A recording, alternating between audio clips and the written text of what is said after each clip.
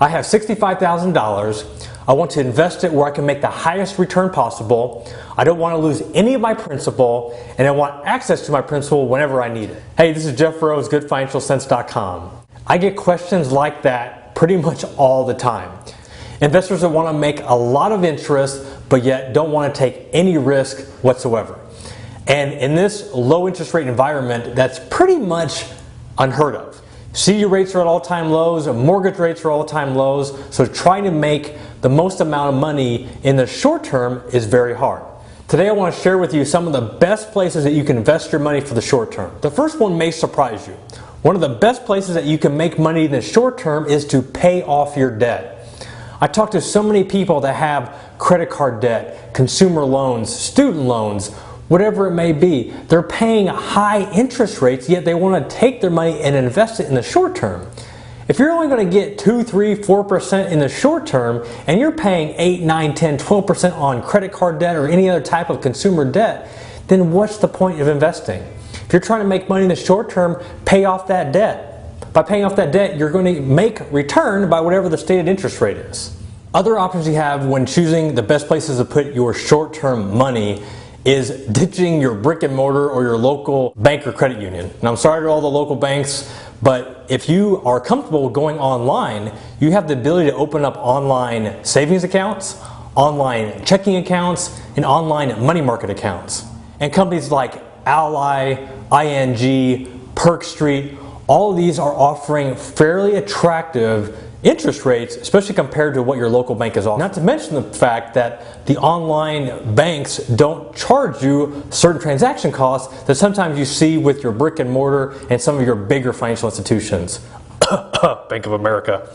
It's amazing how much technology has developed nowadays to where a lot of your online banks offer some of the same services that your brick and mortar or your local financial institutions are offering, to where you don't even need them anymore.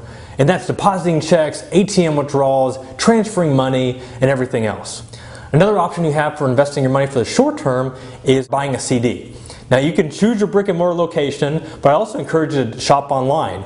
Online banks like Ally are very competitive with their CD rates. If CDs aren't paying enough or paying what you're looking for, then another option can be, now this option comes with a little bit more risk, but trying to find short-term bonds and even municipal bonds.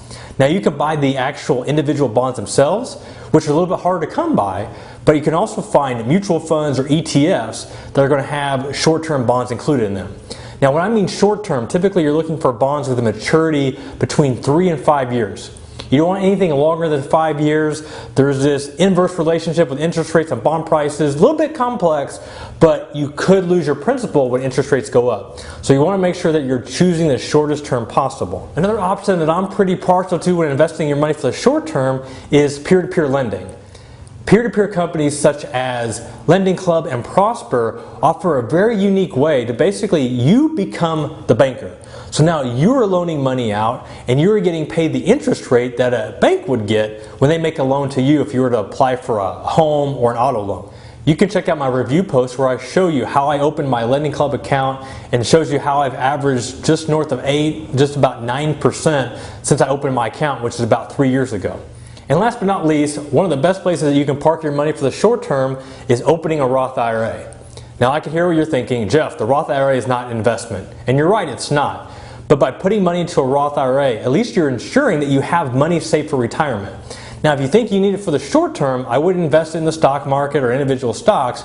Keep it in something liquid and safe. But if you recall, with the rules of the Roth IRA, you have access to your contributions at any time. So if you put money into it and you need it, you can always pull it out. Obviously you want to make sure that you're investing it conservatively. You don't want to do the stock market here. But that way if you need it, great, you can pull it out. If you don't, you've got money saved for retirement. So that's my recap for some of the best places that you can invest your money for the short term. If you have any more questions, GoodFinancialCents.com is where you find me. And you can also check me out on Facebook too. This is Jeff Rose, Certified Financial Planner. Take care.